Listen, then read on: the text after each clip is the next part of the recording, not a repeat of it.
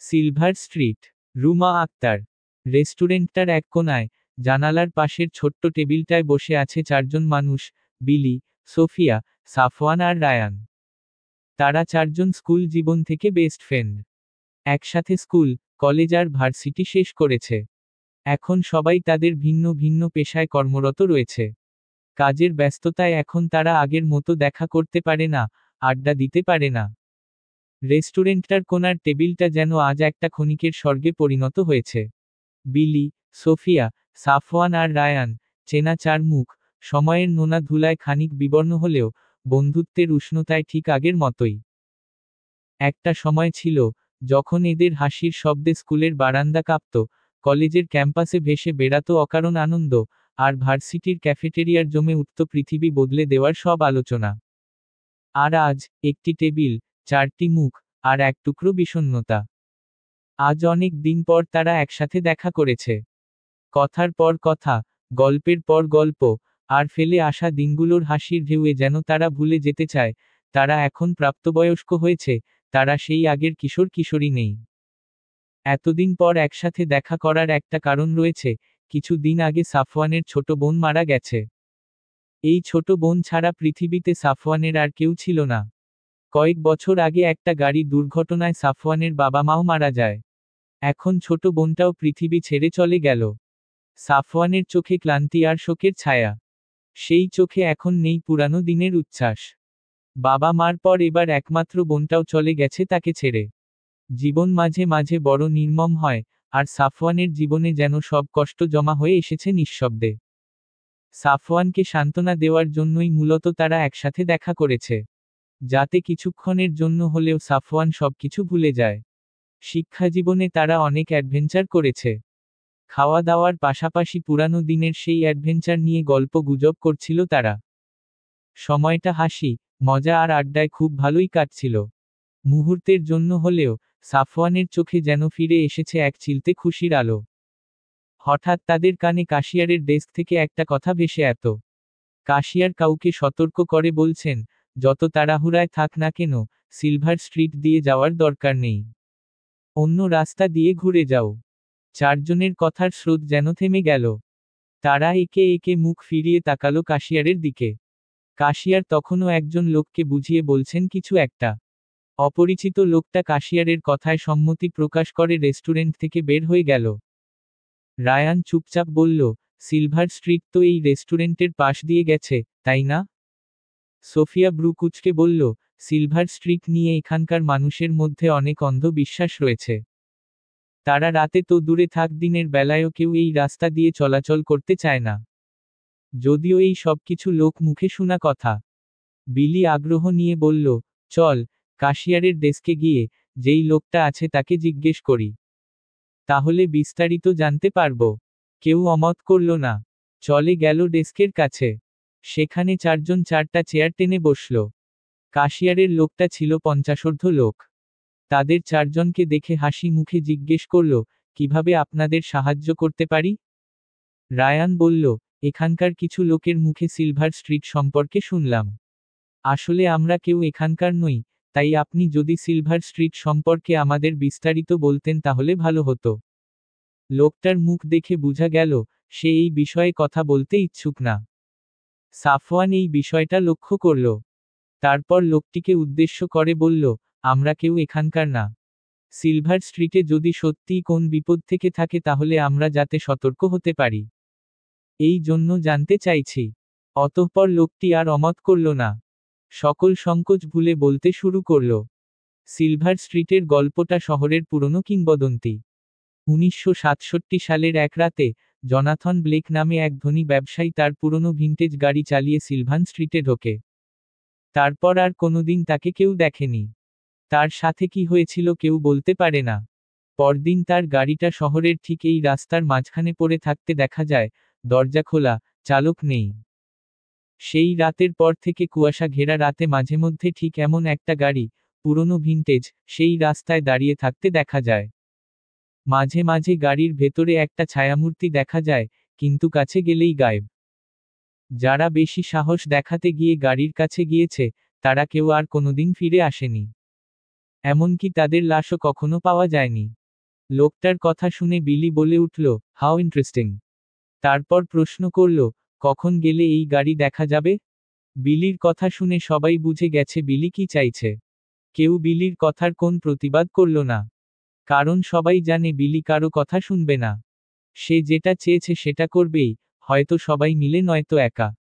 বিলি প্রশ্ন শুনে লোকটা প্রত্যুত্তর করে বলল, রাত 1:30 থেকে 2টার মধ্যে দেখা যায়। কেন, তুমি কি যেতে চাও? বিলি এক্সাইটেড হয়ে বলল, কেন নয়?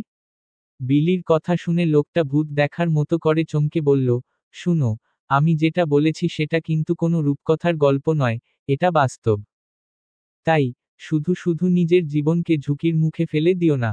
লোকটির কথা শুনে সোফিয়া বলল, ডোন্ট ওয়ারি আঙ্কেল। আমাদের কিছুই হবে। এমন জায়গায় আমরা আরো অনেকবার গিয়েছি। এবার লোকটি একটু বিরক্ত হলো। বিরক্তিকর সুরে বলল, যদি সিলভার স্ট্রিটে যেতে চাও, তাহলে মনে রেখো আজ রাতই তোমাদের জীবনে শেষ রাত। কালকের সকাল তোমাদের জন্য অপেক্ষা করবে না। লোকটির কথায় তারা পাত্তা দিল না। বিল মিটিয়ে চলে গেল তারা। চলে যাওয়ার সময় রায়ান বলল, আমাদের নিয়ে চিন্তা করতে হবে না। এইসব কাজের অভিজ্ঞতা আছে আমাদের। লোকটির সতর্ক বাণী শুনেও তারা কেউ থামল না। রাত 12:30টায় তারা সিলভান স্ট্রিটে পৌঁছে গেল। চারদিকে অস্বাভাবিক নীরবতা, কুয়াশায় ঢাকা চারপাশ, আর পুরনো দালানের জানালাগুলো যেন সবসময় তাদের দিকে তাকিয়ে দেখছে। সোফিয়া এক্সাইটেড হয়ে বলল, উহফ, আমি সেই কলেজ লাইফের অনুভূতি পাচ্ছি। কলেজ লাইফে আমরা এভাবেই বিভিন্ন নিষিদ্ধ জায়গায় যেতাম। সোফিয়াকে থামিয়ে দিয়ে রায়ান বলল, আর সেই সব জায়গায় গিয়ে দেখতাম, সেটা কুসংস্কার থাকতো আর না হলে কোন গাঙ্গের অবৈধ আড্ডাখানা। 4 বন্ধু মিলে সিলভার স্ট্রিট দিয়ে হাঁটছিল আর কথা বলছিল। তাদের কথা শুনে সাফওয়ান বলল, তোরা আজকেও কি এখান থেকে এমন কিছু আশা করছিস? বিলি বলল, অবশ্যই এমন কিছু আশা করছি। এই রাস্তাটা কত সুন্দর অথচ এই রাস্তাটা কেউ ব্যবহার করতে পারছে না। যদি এমন কিছু হয়, তাহলে মানুষের ভুল ভেঙে যাবে আর তারা আবার এই রাস্তাটা ব্যবহার করতে পারবে। তারা হাঁটতে হাঁটতে সামনে এগিয়ে যাচ্ছিল। কখন যে 2টা বেজে গেছে কেউ বলতে পারবে না। হঠাৎ কিছু একটার শব্দ শুনে পিছনে ঘুরে তাকালো। পিছনে ঘুরে তাকাতেই তারা অবাক হয়ে গেল। পিছনে তাকিয়ে দেখতে পেল, সিলভার স্ট্রিট, শহরের পুরনো অন্ধকার রাস্তা। যেখানে আধা শতাব্দী আগেও মানুষ সন্ধ্যার পরে পা রাখত না। চারদিকে পুরনো দালান, উঁচু ল্যাম্পপোস্ট, আর ভেজা রাস্তায় আলো পড়ে রহস্যময় ছায়া তৈরি করছে। তারা হাঁটতে হাঁটতে সামনে এগিয়ে যাচ্ছিল। হঠাৎ কিছু একটার শব্দ শুনে পিছনে ঘুরে তাকালো। পিছনে ঘুরে তাকাতেই তারা অবাক হয়ে গেল। পিছনে তাকিয়ে দেখতে পেল, ল্যাম্পপোস্টের নিচে দাঁড়িয়ে আছে একটা গাড়ি। পুরনো কালো ভিন্টেজ গাড়ি, হেডলাইট জ্বলছে, কিন্তু কেউ নেই। এটাই সেই গাড়ি? ফিসফিস করে বলল সোফিয়া। অন্য কিছু হতেই পারে না, জবাব দিল সাফওয়ান। কিন্তু এই গাড়ি কখন এলো? কোন শব্দ কেন পাইনি? বিলি একটু বিচলিত হয়ে বলল। রায়ান একটু অবজ্ঞার সুরে বলল, তুই যদি বুঝেই যাস, গাড়ি কিভাবে এলো? তাহলে রহস্য রইল কোথায়? গাড়িটা এখানে কোথা থেকে টপকে পড়ল, এটাই হলো রহস্য। তারপর সবাই সাবধানে আস্তে আস্তে গাড়ির কাছে পৌঁছালো। গাড়ির কাছে পৌঁছে তারা অবাক হলো। দেখতে পেল গাড়ির ভেতর কেউ নেই। ড্রাইভার, প্যাসেঞ্জার ছাড়া সম্পূর্ণ শূন্য একটা গাড়ি। বিলি সাবধানে গাড়ির দরজাটা খুলল। গাড়ির দরজাটা খুলতেই গাড়ির ভেতর থেকে ঠান্ডা একটা বাতাস বেরিয়ে এল। মনে হচ্ছিল বাতাস নয়, অদৃশ্য কোনো কিছু যেন ছুঁয়ে গেল তাদের। বিলি গাড়ির দরজাটা খোলা রেখেই বন্ধুদের উদ্দেশ্যে বলছিল, আশেপাশে তো কাউকে। ব্যাস, আর কিছু বলতে পারল না। মুহূর্তেই অদৃশ্য কোন কিছু যেন বিলিকে টেনে গাড়ির ভেতর ঢুকিয়ে নেয়। আর দরজাটা বিকট শব্দ করে নিজে থেকেই বন্ধ হয়ে যায়। বাইরে বন্ধুরা চিৎকার করলেও কোনো শব্দ গাড়ির ভেতর পৌঁছাচ্ছিল না। আর গাড়ির ভেতর বিলিও হাউমাউ করে চিৎকার করছিল। কিন্তু তার আওয়াজও বাইরে বের হচ্ছে না। হঠাৎই এক মুহূর্তে চারপাশের বাতি নিভে গেল। কুয়াশা ঘন হয়ে উঠল, রাস্তা জুড়ে এক অদ্ভুত কিন্তু ক্ষীণ গর্জন ভেসে এল। সাফওয়ান দরজা খোলার চেষ্টা করছে। আর চিৎকার করে বলছে, কে তুমি? কি চাও? ছেড়ে দাও আমার ফ্রেন্ডকে। আমার বন্ধুর কিছু হলে তোমার জন্য ভালো হবে না? হঠাৎই গাড়ির পেছনের আয়নায় একজনের চেহারা ভেসে উঠল। বুঝতে বাকি রইল না এটা জোনাথন ব্লেকের মুখ। জনাথন ব্লেকের রক্তাক্ত মুখ ভেসে উঠল আয়নায়। চোখ দুটো শূন্য, মৃত। এটা দেখে সোফিয়া চিৎকার করে মাটিতে পড়ে গেল। সাফওয়ান আর রায়ান এই দৃশ্য দেখে পাথর হয়ে দাঁড়িয়ে রইল। আর এই দৃশ্য দেখে বিলির চিৎকার আর ছটফটানি যেন আরো বেড়ে গেল। তারা বুঝতে পারল, সিলভার স্ট্রিট নিছকই কোনো ভূতের গল্প নয়, এটা হলো অভিশপ্ত এক কিংবদন্তির গল্প, যার অস্তিত্ব এই পৃথিবীতে রয়েছে। তখনই রক্ত লাল বর্ণে নিজে নিজে গাড়ির ড্যাশবোর্ডে ভেসে উঠল একটা লেখা, জীবন চাইলে, মৃত্যু চেনো। উত্তরণের পথ এক আত্মত্যাগে। এইসব দেখে রায়ান দুই হাত দিয়ে নিজের মাথার চুল টানতে টানতে বলল, কি হচ্ছে এইসব? সাফওয়ান বিলিকে এখন থেকে বের করার ব্যবস্থা কর। আর এখান থেকে চল। এইসব ভালো লাগছে না। বিলি গাড়িতে ছটফট করে চিৎকার করছে। অন্যদিকে সোফিয়া আর রায়ান আতঙ্কে বিচলিত হচ্ছে। কিন্তু সাফওয়ান শান্তভাবে দাঁড়িয়ে আছে। হঠাৎ করে সাফওয়ান বলল, আমি আত্মত্যাগের জন্য তৈরি। সোফিয়া আর রায়ান অদ্ভুতভাবে সাফওয়ানের দিকে তাকিয়ে আছে।